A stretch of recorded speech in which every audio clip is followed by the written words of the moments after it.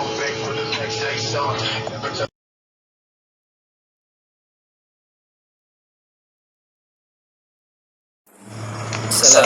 dan selamat sejahtera. Kumpulan kami akan membentangkan tentang isu komunikasi dalam organisasi Jabatan Polis Diraja Malaysia, SAS. Baiklah, saya akan membentangkan dahulu tentang pengenalan. Sebelum itu saya akan menjelaskan sedikit definisi tentang komunikasi kepengurusan. Menurut Jaafar 1993, komunikasi pengurusan dianggap sebagai satu proses pertukaran dan penyaluran maklumat daripada suatu sistem kerja yang dibentuk, diubah suai serta dilaksanakan mengikut kehendak sesuai dengan arah matlamat organisasi yang telah ditetapkan. Kejayaan sebuah organisasi bukan diukur dari segi teknologi, bukan juga dari segi kebesaran atau kapasiti sebuah organisasi. Namun, kepentingan komunikasi di dalam organisasi itu sangat membantu dalam menjayakan sebuah organisasi bagi mencapai tujuan dari visi sebuah organisasi. Isu pertama yang berlaku adalah melibatkan struktur. Struktur yang berlapis-lapis di peringkat organisasi membuatkan suatu maklumat itu tidak dapat disampaikan dalam keadaan jelas dan tepat. Seterusnya, isu pengkhususan. Berlaku pengkhususan iaitu kepakaran dalam organisasi masing-masing atau unit masing-masing dalam Jabatan Polis Diraja Malaysia membuatkan wujud jurang perbezaan dan komunikasi antara mereka akan terjejas. Seterusnya, perbezaan objektif. Organisasi dan individu juga mempunyai objektif yang tersendiri. Kadang-kadang objektifnya tidak sama dan tidak selaras, maka akan wujud suatu masalah di situ. Seterusnya, jenis status. Status ini melibatkan antara orang atasan, iaitu lapisan atasan dan juga bawahan. Kadang-kadang status itu mengganggu-gugat sebuah komunikasi yang baik. Seterusnya, faktor persekitaran. Persekitaran yang baik akan melahirkan komunikasi yang baik. Maka persekitaran yang tidak baik akan wujud masalah komunikasi di situ.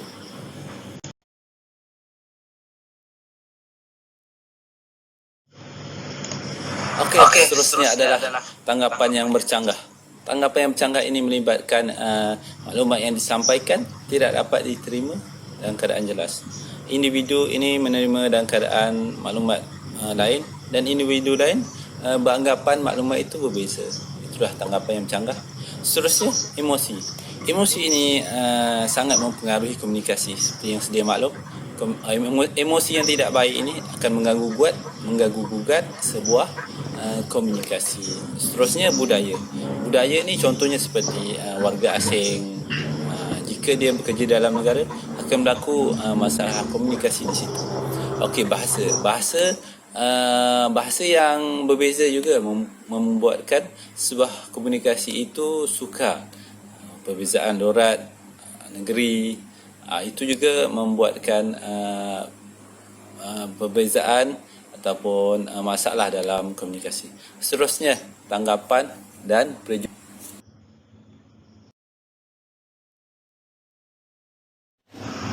Terdapat 3 teori dan satu model yang dapat dikaitkan dengan isu yang berkaitan. Teori yang pertama, pengurusan klasik. Teori ini dicetus oleh Eric Payor. Beliau menerangkan individu yang berjawatan tinggi dalam organisasi mempunyai ciri-ciri pribadi seperti pengalaman luas, cerdas, pintar, sesuai dengan jawatan yang disandang. Ciri itu penting untuk kuasa dalam pengurusan organisasi. Teori kedua, pengurusan saintifik. Frederick Taylor memperkenalkan 5 komponen penting dalam teori ini, iaitu aplikasi, teknologi, struktur organisasi, budaya organisasi, dan sumber manusia. Ianya menekankan akan mengurangkan sumber atau atur acara dalam organisasi. Jika semua komponen dapat diselaraskan, maka semua maklumat dapat diterima dengan jelas, tulus dan terperinci. Contohnya, jika PDRM menggunakan anggota lama untuk berkursus, ianya dapat menjimatkan kos daripada mengambil pekerja baru yang menggunakan kos yang lagi besar. Teori yang ketiga, hierarki keperluan Maslow. Teori ini menitikberatkan hubungan yang baik dalam organisasi. Dengan hubungan yang baik akan dapat mewujudkan kerjasama yang baik bagi memajukan organisasi. Abraham Maslow menyatakan hubungan kasih sayang adalah keperluan manusia. PDRM dapat menggunakannya dalam jabatan bagi mewujudkan suasana harmoni dan baik serta dapat meningkatkan prestasi pasukan. Model Barrett ianya dapat memastikan anggota kerja kekal fokus dalam jabatan. PDRM perlu melibatkan pihak pengurusan, yaitu dengan memberitahu akan perkara yang penting atau tidak kepada anggota kerja. Ianya supaya arahan tidak dengar daripada pihak yang lain. Ianya juga bagi mengelakkan sebarang konflik.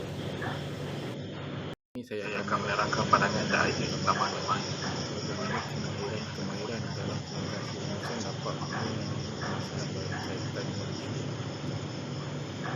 Komunikasi adalah satu perkara yang membutuhkan ketabahan manusia sejak dulu lagi. Komunikasi dunia tidak akan berkembang dan bertumbuh manusia menjadi tidak menentu akibat daripada ketiadaan emosi dalam seharian.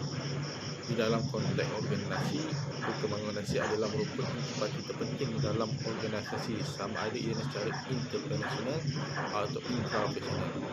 Berdasarkan teori yang ditemukan oleh para sarjana terdahulu, komunikasi dalam organisasi bermula dengan tingkatan tinggi dalam organisasi, iaitu para pemimpin dan para pengurus.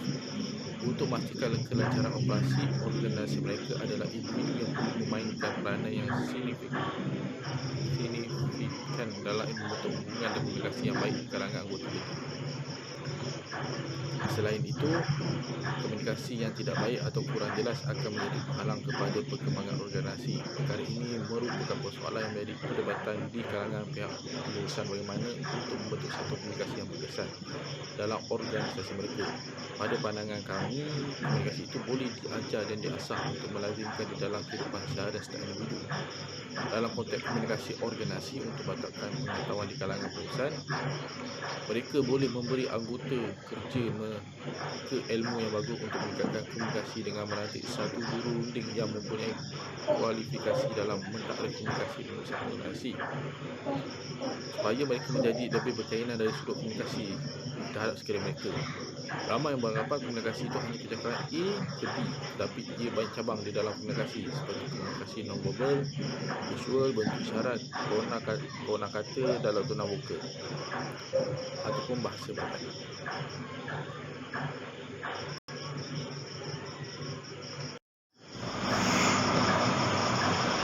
Cadangan proses dan strategi komunikasi pengurusan yang boleh dilaksanakan dalam mengatasi permasalahan berkaitan dengan isu yang dikenal pasti.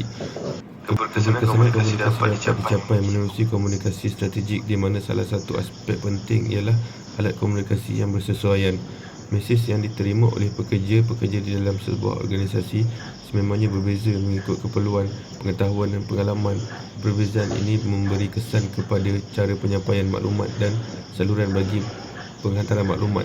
Terdapat peralatan komunikasi yang mempengaruhi organisasi dalam tempoh masa yang panjang, iaitu kaedah penerbitan, penggunaan email di dalam jabatan, perbincangan kumpulan secara maya perlu dipertingkatkan di peringkat pengurusan bagi menjamin penyebaran maklumat yang cepat kepada setiap peringkat di dalam organisasi.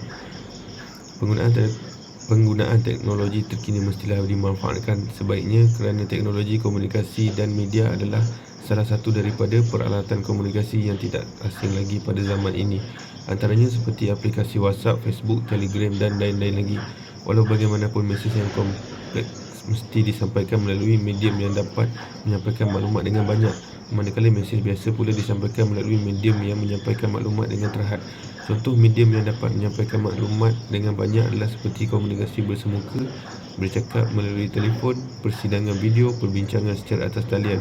Mesej biasa pula disampaikan melalui medium yang menyampaikan maklumat dengan terhad adalah seperti email, rakaman awal pidato, surat dan memo serta laporan formal.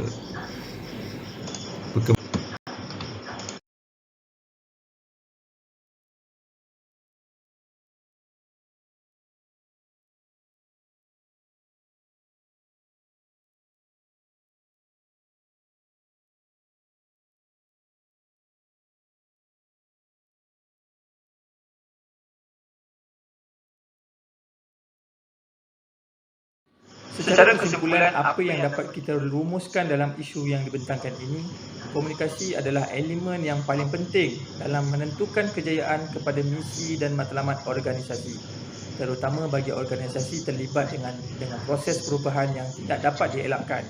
Pemimpin atau pihak pengurusan kepada sesebuah organisasi merupakan pemangkin yang membawa kepada kejayaan dalam hala tuju sesebuah organisasi. Manakala yang baik mesti dicorakkan dengan memberikan tumpuan terhadap segala aktiviti dalam organisasi. Perancangan komunikasi dengan berwaspada, pelaksanaan strategi yang tepat dan penilaian komunikasi secara berterusan dapat menjamin organisasi untuk mengesan masalah yang berlaku dan menjalankan perubahan yang sewajarnya sebelum masalah menjadi lebih rumit. Sebagai penyelesaian kepada masalah komunikasi organisasi, komunikasi strategik dilihat dapat memenuhi keperluan dan memudahkan pihak pengurusan dalam mencapai matlamat organisasi kerana sifatnya yang dirancang. Komunikasi yang berhasil ialah komunikasi yang berlandaskan dapatan daripada kajian yang dilaksanakan setelah perancangan yang teliti dibuat, pelaksanaan dengan berwaspada dan juga penilaian yang dilakukan secara berterusan. Terdapat pihak pengurusan yang belum sedar akan kepentingan komunikasi strategik di dalam sebuah organisasi.